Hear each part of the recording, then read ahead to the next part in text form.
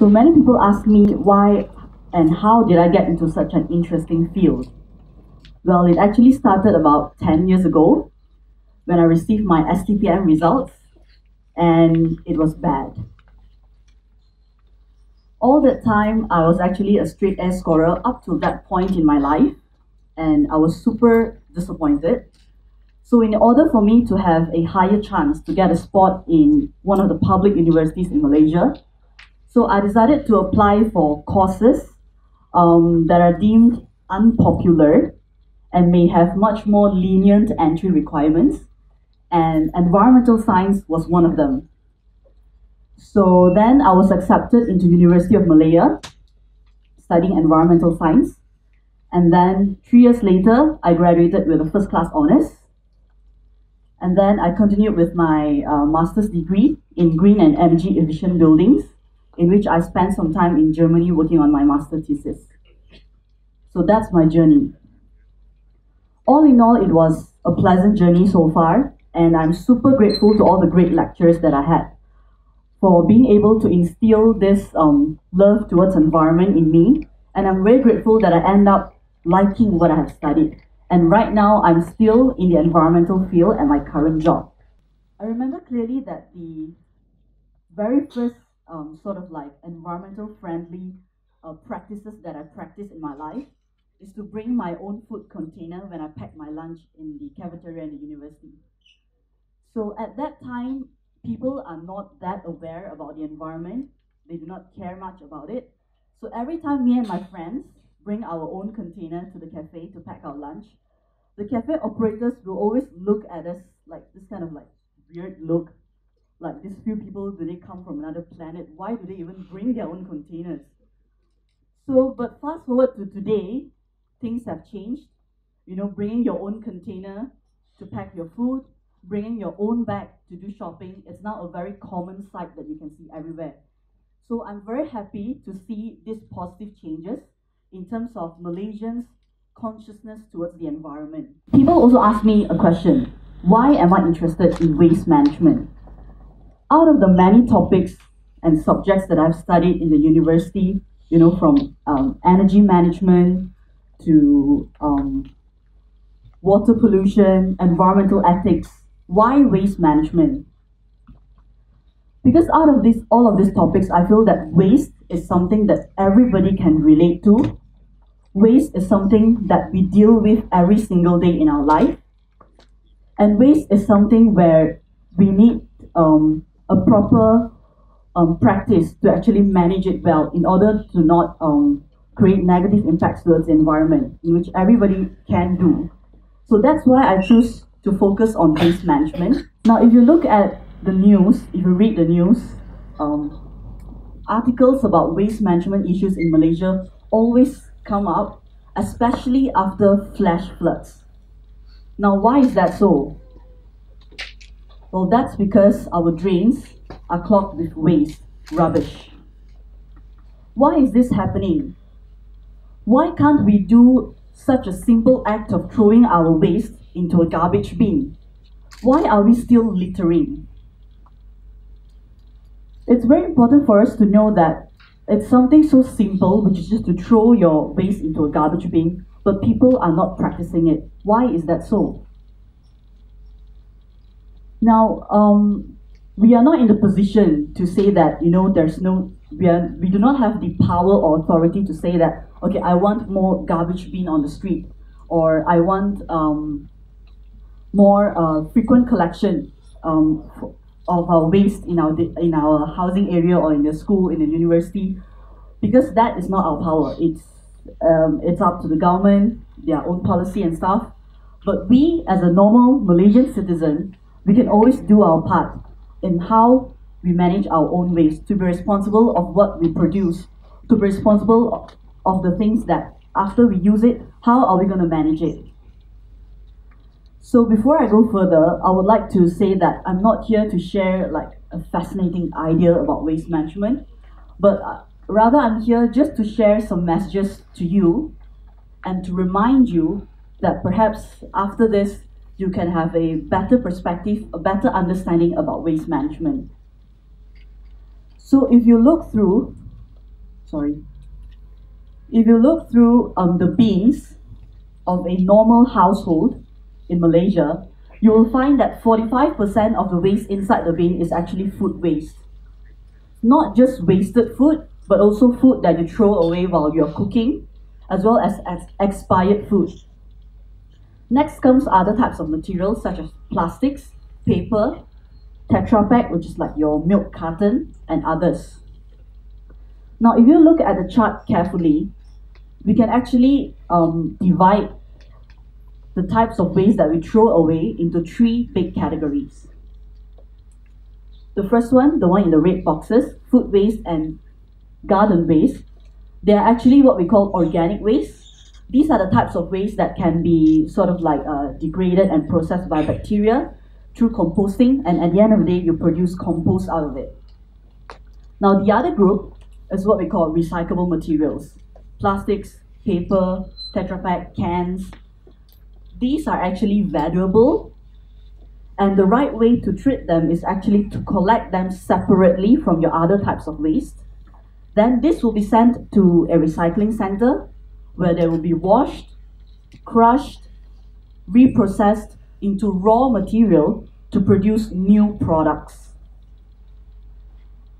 And lastly, the remaining categories of waste, these are what we call, in general, non-recyclables, in which there is no viable, currently no viable technology to properly treat them. So what we do is that to throw it into a landfill.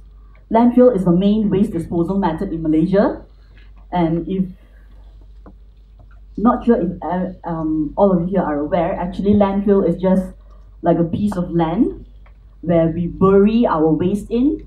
So every day, the truck come to your house to collect your waste, then it will be sent to landfill, and at the end of the day, it will be covered with a layer of soil. So this cycle repeats every single day. Now, landfill is the main waste disposal method in Malaysia.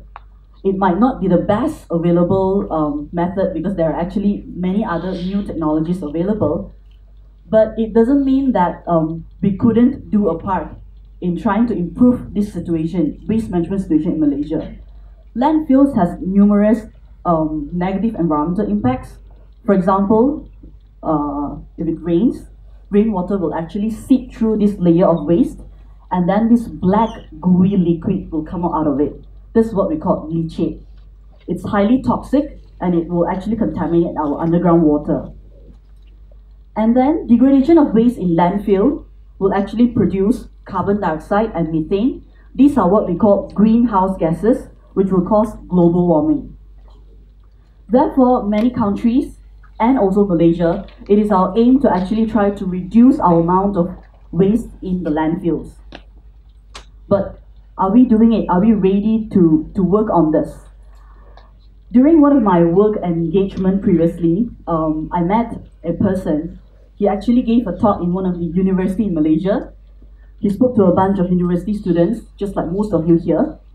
And he said he was shocked to hear this comment from one of the students there, in which he said that, I don't care about waste management because there are people who are paid to actually pick up and manage my waste, so why do I even care? This is very shocking because waste is something that you generate daily. So shouldn't you take responsibility of it? Even though there are people hired to manage your waste, but it doesn't mean that you could continue to act the way you act to pollute the environment. Very simple, just separate your waste. Very basic idea. Just separate your recyclables from your non-recyclables, and if you remember the chart that I showed earlier, if you do that, you have removed up to 30% of recyclable materials, or 30% of your waste from your bin out. You're removing it out, and you're preventing it from reaching the landfills. So I'm very happy to see that MCKL, if you look around, they actually have 2 bins at each corner of the building, if you realize. So that's a very good effort by the university. Give a round of applause. So that's all you got to do. You know, for you, you might think that, it's very simple to just buy a bottle of water, I drink it, and then I just chuck the bottle away. But did you ever encounter like elderly folks on the street rummaging through the garbage bin, trying to look for bottles and cans and the Tetra packs, because for them, this is money. It's valuable to them. So it may be waste for you, but it's actually a source of income for the others. So why not all of us just embrace this simple practice of just separating your waste? Then you actually contribute to a better waste management system in Malaysia. In fact, in Malaysia, we actually have this Solid Waste Management and Public Cleansing Management Act, what we call Act 672. It's actually enacted in 2007, and in year 2015, it was officially implemented in 7 states in Malaysia. So in this act, it's mandatory for all the states to actually practice separation at source. If not, you will be fined and compound. So it's kind of like weird why only 7 states is doing it. But for those states who are not actually adopting this act, for example, Selangor and Penang, they actually have their own policy and regulations to encourage their citizens, their public to actually practice separation at source. So I just would like you to understand the importance of separating your waste. It's just a very simple act, but you actually contribute to a much bigger a goal. So I would like to share just these 3 main messages with you today. I call it the 3 S. Number 1, stop littering. Very simple. Just keep your waste with you if you couldn't find a rubbish bin. And once you find one, then throw your waste in it. Number 2, separate your waste. Just separate recyclables from non-recyclables. Very easy to do. And number 3, spread the message. Tell this to all your friends who are not here today. Tell them that they can also do a part to make Malaysia cleaner and the environment in Malaysia better. So talking about spread the message, I actually got this moment of self-realization that I wanted to do what I'm doing today, which is to share these messages and knowledge to everybody that I encounter. In 2013, I actually participated in this program called Bayer Young Environmental Envoy. And in this program, I was lucky to be chosen as one of the finalists for Malaysia, where a group of 11 of us, we have to conduct a project in the period of 3 months. So my project, what I did is that I went to a kindergarten in Kuala Lumpur, and for 3 months, I conduct environmental classes with them. So I teach them about the food chain, about energy conservation, about waste management. And the picture that you see here on the screen is the end of the 3 months where I conduct an environmental day in the kindergarten. I did a little treasure hunt with the kids. They have to go around the kindergarten and look for recyclable materials, bring it to me, and then they have to throw it into the correct bins. So when I see these kids, they're like 4 to 6 years old, jumping with joy, and they could properly and correctly identify the recyclable materials and then know the value behind it. That brings me the biggest satisfaction and joy in what I'm doing. So therefore, I'm very thankful for this opportunity to share this with all of you. And I hope that this might not or may make a huge difference in what you're doing, but at least I hope that you're aware that you can also do a part to improve the waste management condition in our country. So therefore, I would like to end with a quote by Miss Annie Leonard from the Story of Stuff. This is a project where he did an analysis or study about products from its manufacturing stage up to its disposal stage. What is the environmental impacts that it will come up? So then she said that there's no such thing as a way. When we throw anything away, it must go somewhere. So waste, it doesn't mean that when it's out of your sight, it's not a problem anymore. It's just that the problem occurs in another form, in another place. So therefore, I hope that you will think before you throw, and thank you very much.